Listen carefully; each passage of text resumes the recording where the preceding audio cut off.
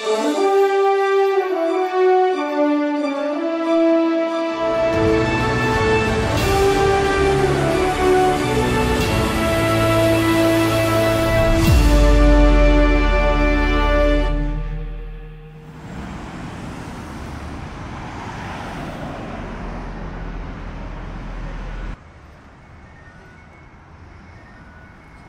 araw ay idinadalangin naming buong ningas na aming makita ang inyong mukha at aming malubos ang inyong pananampalataya.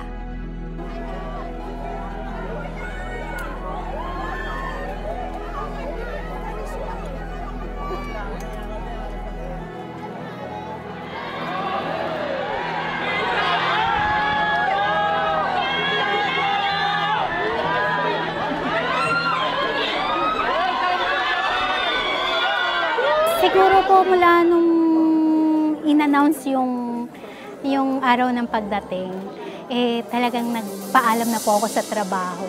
Nagsabi na po ako sa asawa ko na aattend po ako gusto ko po makita yung mga ngaral namin, magpapapicture, yung mga kapatiran. Kaya wala po akong kakilala pero excited po akong makita po lahat sila.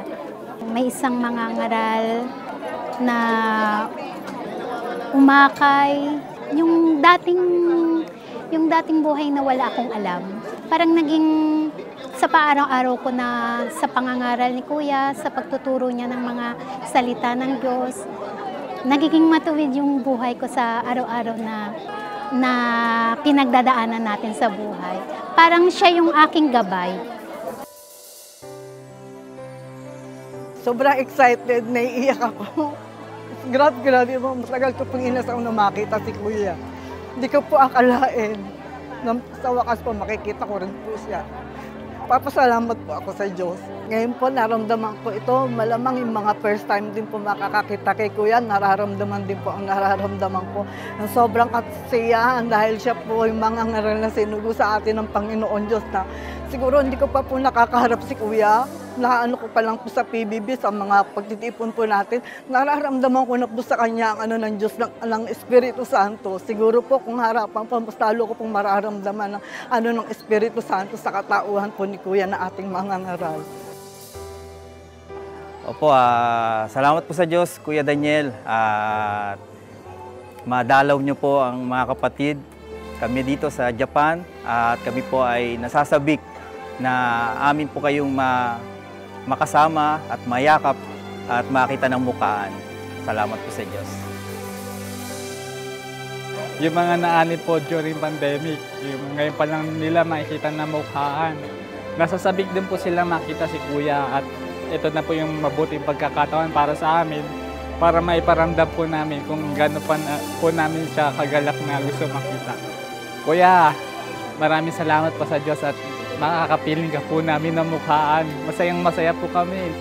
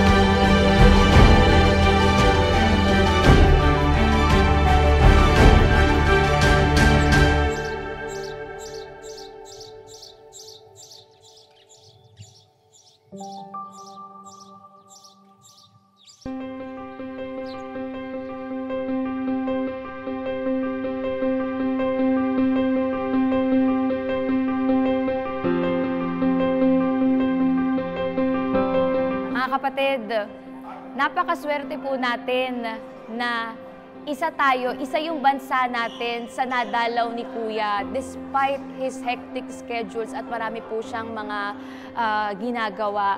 Napakaswerte po natin na tayo po ay nadalaw ng ating Kuya. Sana po lahat ng mga kapatid sa Japan naramdaman yung ligaya ng pagkikita-kita ng mukhaan at lalo na ng ating mangangaral. Hindi lang siya basta, alam natin yung effort na ginagawa niya para sa atin. Siya yung umaakay sa atin at maraming salamat sa Diyos na tayo rin po mga kapatid, nagkaroon tayo ng chance na magkita-kita ng personal. Bagaman galing tayo sa napakalayong mga lugar, may mga nag-travel po sa iba't ibang mga probinsya. Salamat po sa Diyos. At finally, nakapagkita-kita po tayo mga kapatid. Ingatan nawa po tayong palagi at samahan. Salamat po sa Diyos. Are we ready, Japan?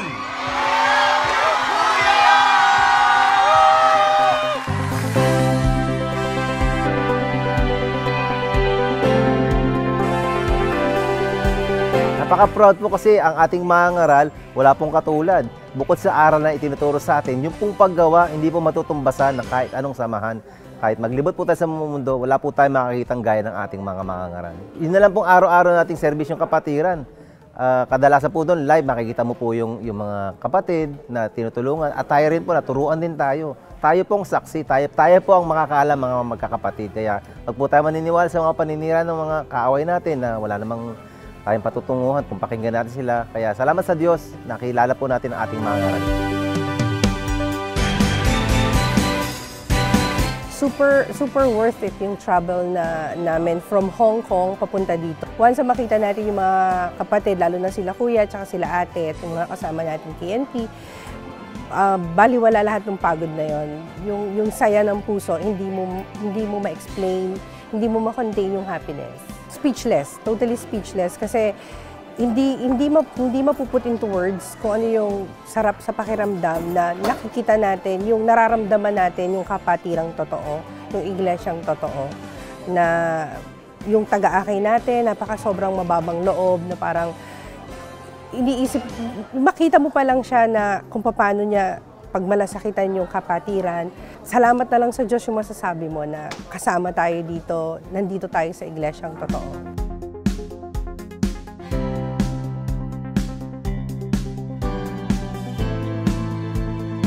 Tinanong po ako ni Kuya na gusto ko na umuwi. Sabi ko po, opo. Sabi ko, tinatanong po kung kailan. O tulungan natin yung kapatid na makauwi. Gusto niya daw umuwi ng Pilipinas. Gusto niyo, sumabay na kayo sa amin. Sa pag-uwi. Ay, sobrang saya po. Sobrang sulit po. Masasabi po namin na yung mga sleepless nights, sobrang naging sulit sa naging matagumpay po na ating mga naging events, lalo na po ang ating SK Harana na nakita po natin ang mga kapatid na sa iba't ibang panig ng Japan at ang mga lubos na nangangailangan po ng lingap na ating po mga kapatid. At sobrang saya po na makita sila na nagagalak, na makita po ang ating mga ngaral. Kaisa po tayo doon sa kanila pong kagalakan at syempre po, mas natutuwa po ang aming mga puso dahil finally nakita po namin ang mukha ng kapatid na Daniel.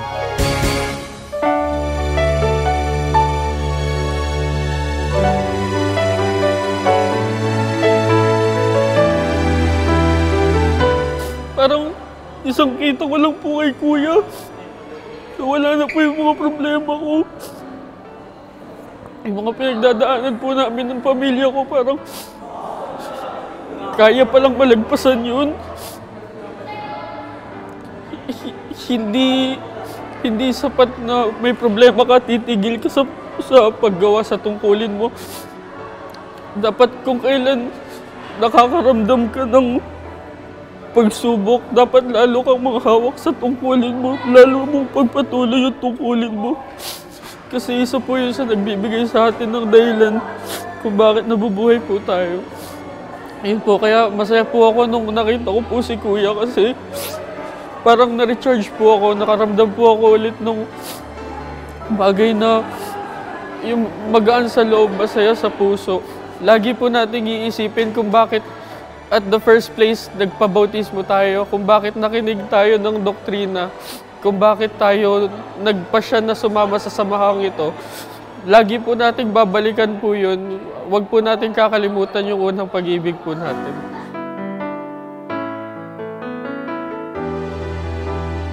Kuya, maraming salamat po sa Diyos sa isang mabuting pagkakataong ito na sumapit po sa aming mga magkakapatid dito po sa Japan. Sobrang appreciated po namin ang pagdalaw po ninyo sa amin na sa kabila po ng inyong busy schedule ay nagkaroon po ng oportunidad na makadalaw po kayo sa amin dito sa Japan. At hindi naman po kami karapat-dapat, Kuya. Ngunit kung mamarapatin at sasapitin po ng Diyos, ay maging maliliit po kaming instrumento at extension po ng inyong mga advokasya at ng mga bagay na ipinapaisip po sa inyo ng Espiritu ng Diyos. Na sa gayon ay patuloy pong magliwanag ang ating liwanag sa lahat ng mga tao. Mga kapatid, sobrang saya po, lalong-lalo na po na makita ang ating mga ngaral. Kaya isa din po sa pagpapakita natin ng pag-ibig sa ating pumamangararal at lalong-lalo na po sa ating Panginoon ay yung pagsunod po natin sa kanyang mga utos. At isa po doon ay yung patuloy po natin pag-iibigan sa isa't isa at isa na rin po dito ay yung patuloy natin paglilingapan at lubos at mas higit na paglilingkuran sa isa't isa. At yun po ay magagawa natin kung patuloy po natin tinitingnan ang isa't isa. Kaya yun lamang po mga kapatid, magpatuloy po tayo sa paglakad sa landas na itinuro po sa atin at patuloy na pinapaalala ng ating Panginoon.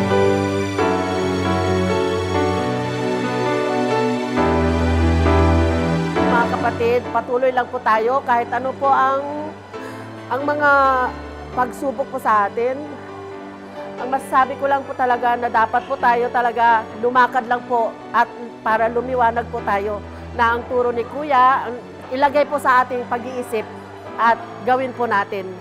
Salamat po sa Diyos. Kuya, maraming salamat po sa Diyos na di ko po yung aming mangangaral. Loobin po na makapagpatuloy po kayo sa pangangaral po sa amin. At hawat tulong po natin sa pagsisikapan din po namin na sumunod po sa mga aral na itinuturo niyo po sa amin.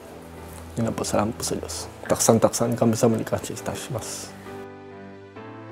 Humingi kami ng paumanhin personal sa pamamagitan ng ganitong pagkakataon. Pero sa awa tulong po ng Panginoon, Kuya Daniel, ang masasabi lang po namin sa inyo, wag po kayong mag-alala. Hindi po kayo nag-iisa. Hindi man po tayo malapit sa isa't isa, pero yung puso, alam po ninyo yun, Kuya Daniel, na gusto naming makatulong sa inyo sa pag-akay sa mga kapatid. Sana kawaan tayo ng Panginoon. Alam ko po na laging bago ang awa ng Diyos tuwing umaga para makapagpatuloy lang po sa bawat tungkuling nakaatang sa atin.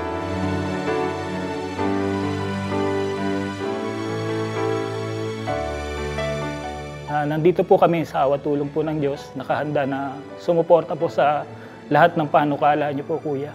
Maraming salamat po sa Diyos sa inyo pong pag-akay sa aming mga magkakapatid. At sana'y patuloy po kayong samahan ng Diyos at tulungan niya po ang inyong mga iniisip at mga ibig na magawa pa sa hinaharap para sa paglingap at pagmamahal po sa kapatiran sa Diyos.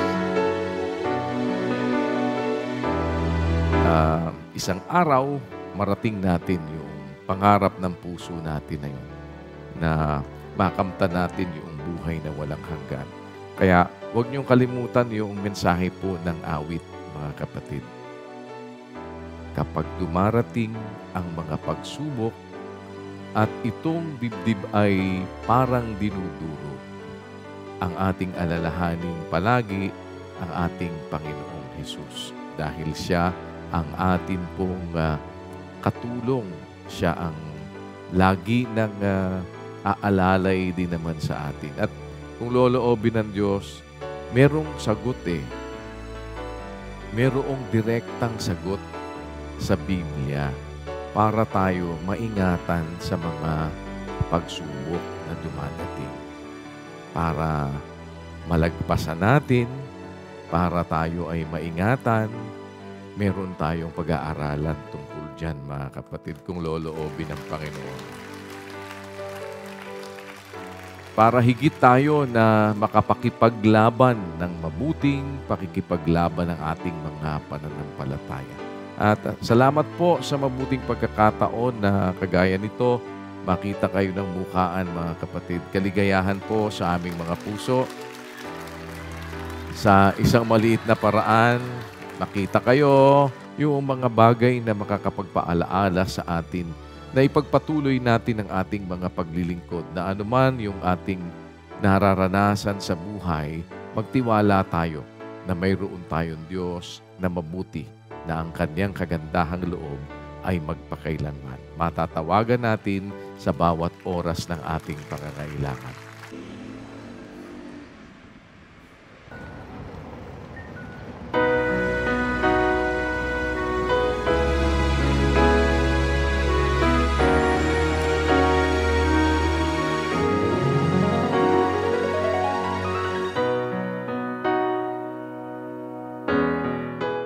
Good afternoon po.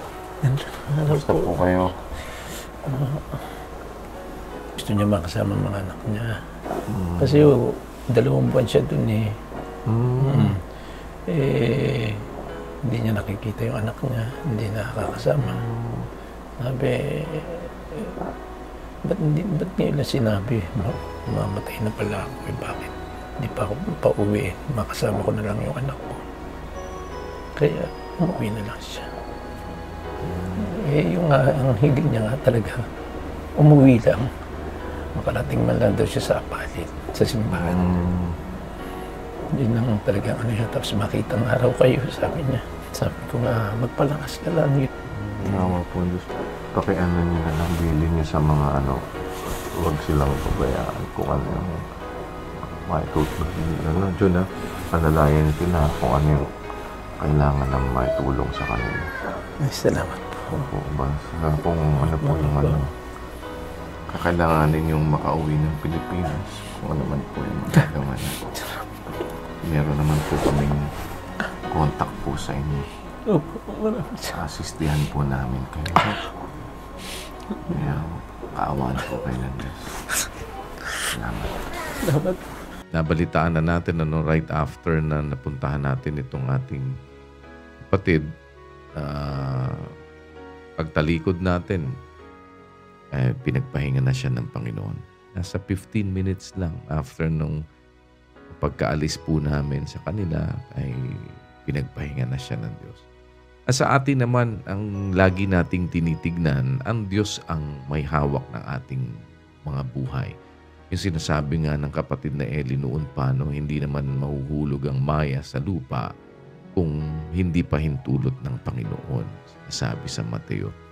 Kung ano yung kalooban ng Diyos para sa atin at hindi naman ang atin lang naman tinitignan yung buhay dito sa mundong ito. Higit nating tinitignan yung pangako ng Diyos na buhay na walang hanggan. Awa naman ng Panginoon ay nakapagtapos naman siya ng nananatili sa pananampalataya. Siguro masaya na siya yun. Nadinig niya na nandito si Brother Daniel. Maraming salamat po sa pagdalaw. Yung malaking bagay na po yun, yung dinalaw niya, yung asawa ko. Masaya na po ako noon. Kahit pa paano, kahit sa huling sandali, nabigyan ng kaligayahan yung asawa ko. Maraming salamat po.